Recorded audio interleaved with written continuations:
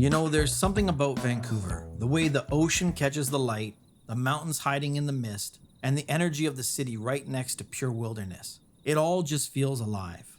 So let's look at how I turn those shots into something that feels like film with a plugin called Dehancer. So before we begin, Dehancer actually reached out and asked if I'd be interested in trying their plugin. What I like most is that they never gave me a script or told me what to say. They said, just give us your honest take. And that's exactly what we're going to do today. So in case you guys wanted to try Dehancer out for yourself, they wanted to hook you guys up with 10% off. Just use my code listed in the description below to receive the discount. The first step, of course, is getting Dehancer installed so you can start using it inside of DaVinci Resolve. Installing Dehancer on a Mac is really straightforward. Once you download the installer package from Dehancer's website, you'll see a file like this.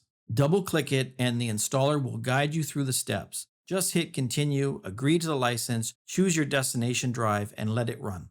After installing Dehancer, you'll need to activate your license before you can start grading. Start by selecting a piece of footage in your timeline. Then go to the color page in DaVinci Resolve. By default, Resolve will create a single node for that clip. If you don't see the effects panel, click the effects button at the top right of Resolve. That'll open up the effects library. In the search bar, type Dehancer. Now click and drag the Dehancer effect directly onto your node. Once you drop it on the node, the Dehancer controls will load on the panel on the right. I want to scroll to the bottom to the options section. Then you're going to want to click on license info. Here you're going to want to log in with the same email and password you use for your Dehancer account. Once you're logged in, your plugin will switch from not active to activated, and you'll see your subscription details, client ID, and expiration date. Next, while still in the options section, click Check Profiles. This step downloads and verifies all of Dehancer's film stocks, camera profiles, and print media. You'll see progress bars as each library is updated. Once they hit 100%, you're good to go. Only after activation and profile downloads should you start grading, otherwise some options might not load correctly. So just a quick note on how I'm using Dehancer in this tutorial. For simplicity, I'm keeping everything inside a single node. That way you can see exactly what each control is doing without getting distracted by a complex setup.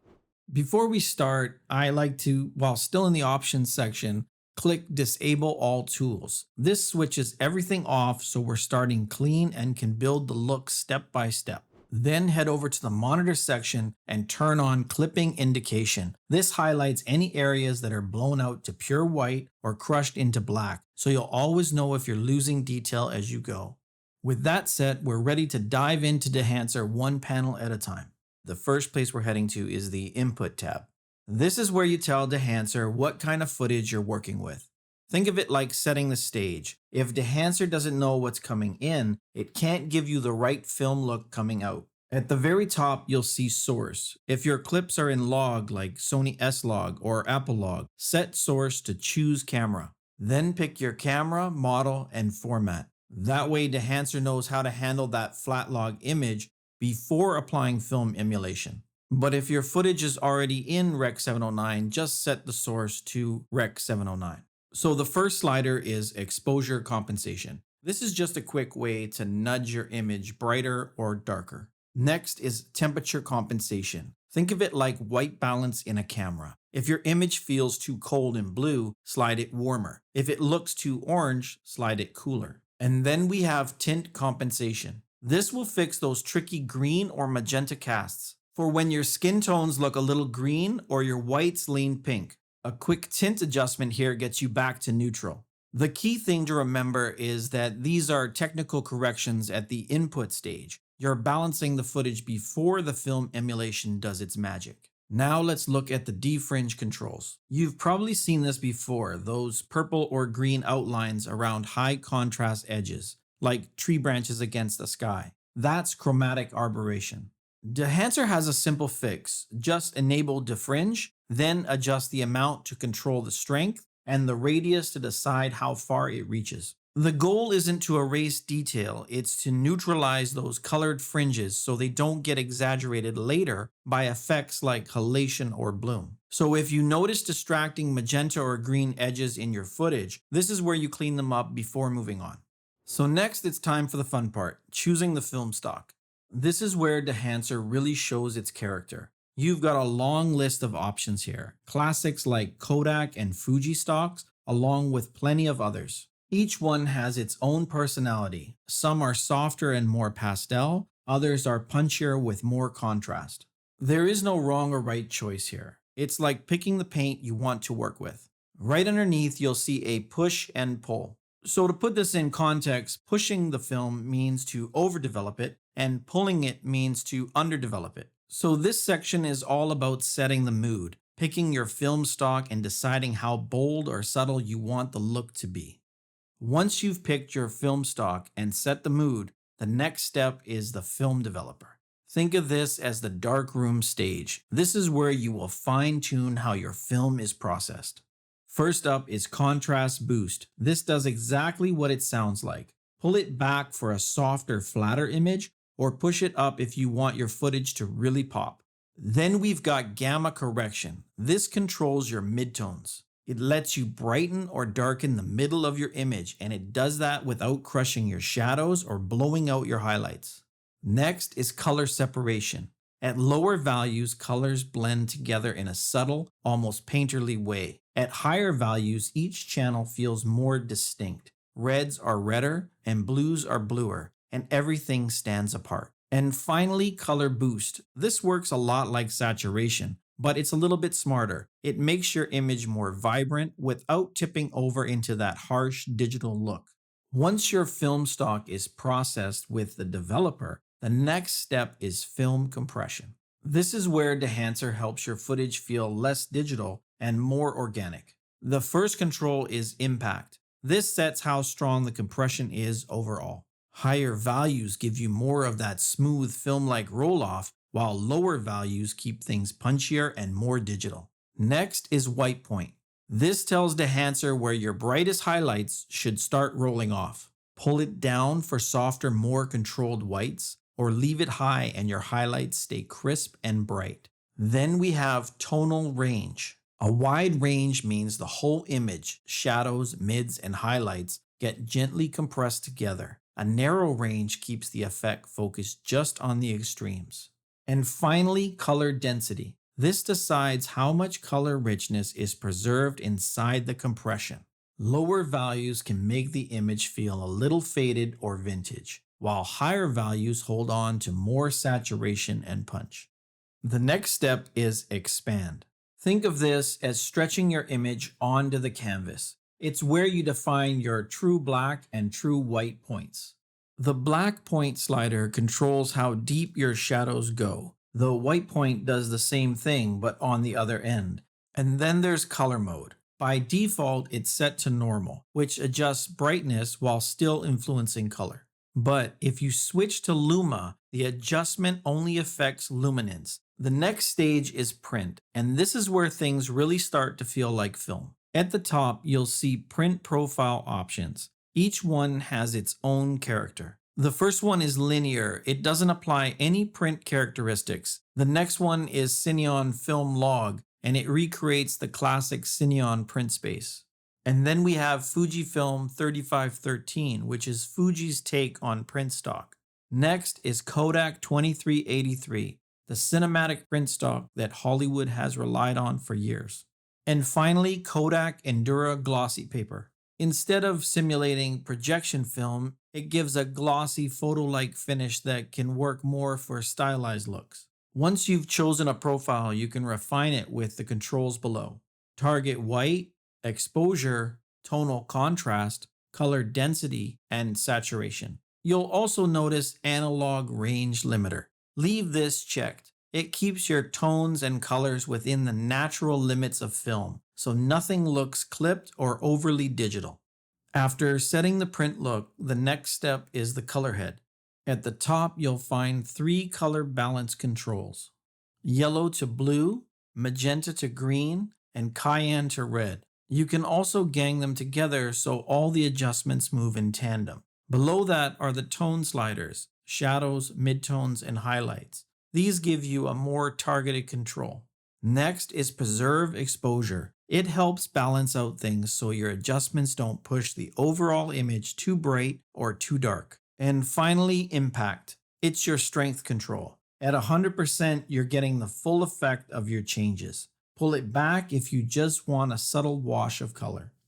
Once your colors are dialed in, it's time to add texture. And nothing sells the film look more than film grain. At the top, you can choose a grain profile. Options include 8mm, 16mm, and 35mm, each with different ISOs. Lower numbers like ISO 50 give you fine, subtle grain. Higher numbers like ISO 500 add thicker, noisier grain. Next is the amount slider, which controls how strong the grain effect is overall. If you do want more control, switch the profile to custom. That unlocks extra sliders. The first is size, which sets how big the grain particles appear. Then you have film resolution, which changes how sharp or soft the grain looks. And you can also target shadows, midtones, and highlights separately, adding grain where you want and keeping other areas clean. Next are the chroma controls, and these control how colorful the grain is. At 0, it's pure monochrome. Raise it and you'll see a subtle color variation like in real film. Next, we have film type, and this lets you choose between positive, which is cleaner, or negative, which is grittier and more textural. And the last one is mode. Analog makes the grain interact with your highlights, shadows, and colors, so it feels baked into the image. And noise just lays over the top like digital static. The key with film grain is restraint. Real film grain is always there, but it doesn't scream for attention. Done right, viewers won't consciously notice it. They'll feel like they're just watching something shot on film. Halation isn't meant to stand out. It works best as a subconscious detail, but when it's there, your footage feels richer, more cinematic, and unmistakably like film. In the top section, you'll find halation profiles based on different film formats. Switching to custom unlocks more detailed controls.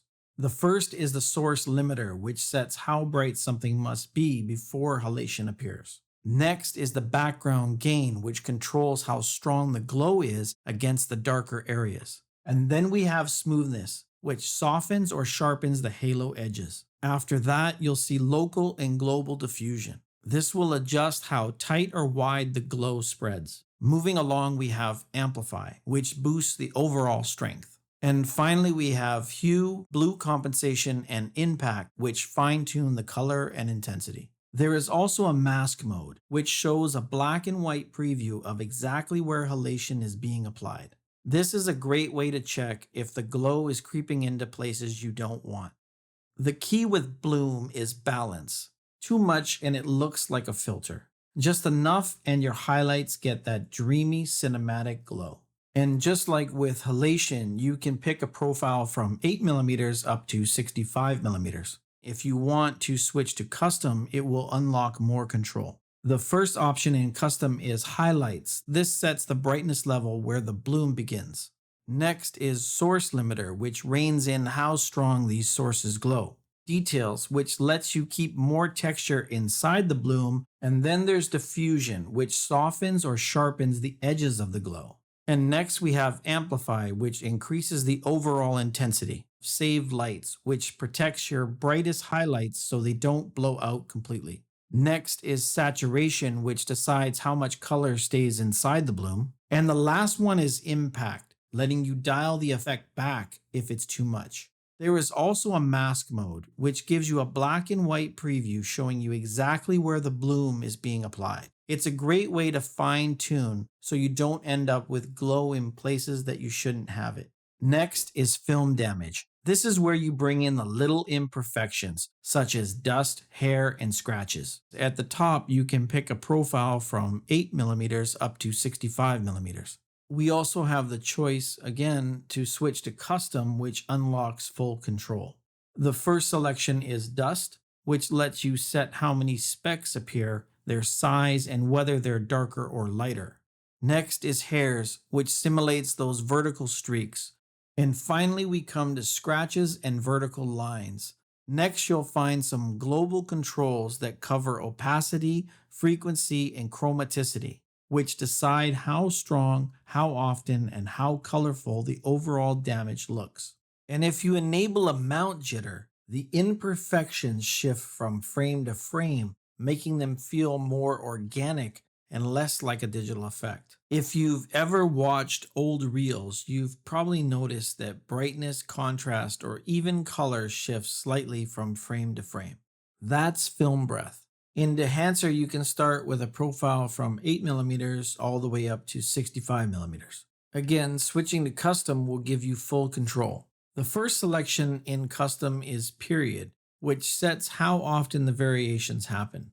Next is exposure, which will shift the brightness. Tonal contrast, which lets the contrast breathe in and out. And then we have color drifts, which adjust the hue slightly over time, mimicking real chemical inconsistencies. And the last one is impact, letting you dial the effect back if it's too much. The trick here is to be subtle. Even a little film breath makes your footage feel organic. The strip doesn't stay perfectly locked in place. It wiggles slightly, side to side and up and down, and sometimes with a tiny bit of rotation. That's gate weave. And again, you can pick a profile from 8mm up to 65mm. If you switch to custom, it will give you finer controls. The first section is period, which sets how often the weave happens.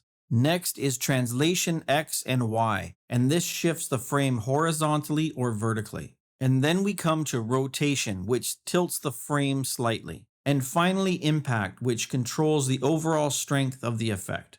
There's also auto zoom, which is worth leaving on as it zooms the image in just enough to hide the black edges when the frame shifts around. The key with gate weave is to be subtle. Even a small amount gives your footage the feel of projected film. And the next section is Overscan, which is basically the border of the film. It adds those subtle edges and imperfections that make your footage feel like it was shot on real film. At the top, you'll find gate type, which ranges from 8mm all the way up to 70mm. Next is gate shape, which controls how the frame edges are cut. And then we have perforation mode, which switches between negative, positive, or off. The next section is film orientation, which defaults to vertical, but you can also flip it to horizontal. Moving along, we come to exposure and scale, which lets you nudge brightness and how much of the overscan edges you see. Next is lens zoom and offset X or Y. Even subtle shifts here add to the illusion. And finally, gate defocus, which softens the very edges of the frame, just like real film. Static gate locks the frame in place, while turning it off lets it wiggle naturally. And flip does exactly what it sounds like. It flips the image. I think the beauty of Overscan is it works as a storytelling device to signal a memory, a dream, or a retro sequence. Those subtle darkened edges that pull your eye towards the center of the frame. When it's done right, most viewers won't even notice it's there. That's exactly what a vignette does. The first selection is the exposure slider, which controls the vignette's strength. Then we have size, which decides how wide or how tight the vignette is. Next is feather, which softens the transition. Aspect ratio, which stretches the vignette horizontally or vertically. And finally, we come to center X and Y, which lets you move the vignette wherever you need it. Just like halation and bloom, there's also a mask mode. It shows the vignette in black and white so you can fine-tune the shape without being distracted by the rest of the image. Moving on to the next section, which is monitor. One of the most useful tools in this section is false color IRE. When you turn this on, your image shifts into a false color map, almost like a heat map. Each color represents a brightness level, from the deepest shadows all the way to clipped highlights. This doesn't affect your final render. It's just a guide for while you're grading. Think of it as an overlay that shows you exactly where your image is sitting on the exposure scale.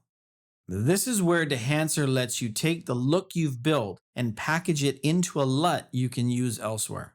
You've got two options here, small or normal. There is also a checkbox called Disable Input Transform. Leave it off if you want the LUT to include your input setup, like your log to film conversion. Turn it on if you only want the creative look without the camera-specific settings.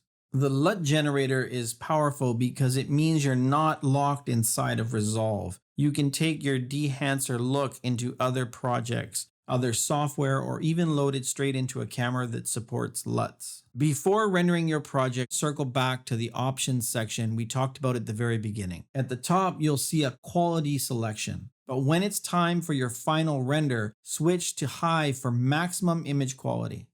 So does Dehancer actually deliver the film look? And the answer is yes. It's built for realism. You get nuanced saturation, smoother highlight transitions, and natural grain behavior. But here's the key. I don't see Dehancer as the only way to get a film look. Sometimes you might lean on it completely, and other times you might combine it with a DCTL or your own grading techniques and plugins to push things in a different direction. To me, the real strength is flexibility. Dehancer gives you the control to shape film emulation around your own style. Before we wrap up, I also wanted to mention that Dehancer isn't just a DaVinci Resolve plugin. There is an iPhone and iPad version along with an online browser version. I wanted to mention this because it shows how broad the Dehancer ecosystem has become. So whether you're editing in DaVinci Resolve or in a mobile app, or even just in the browser, Dehancer is building a full ecosystem around film emulation. And that's the full walkthrough of Dehancer inside DaVinci Resolve. I hope that this breakdown saves you some time and gives you the confidence to dive in and start experimenting with your own footage. Be sure to hit the like button and drop a comment below. And don't forget to subscribe. Thanks for watching, guys, and I'll see you in the next one.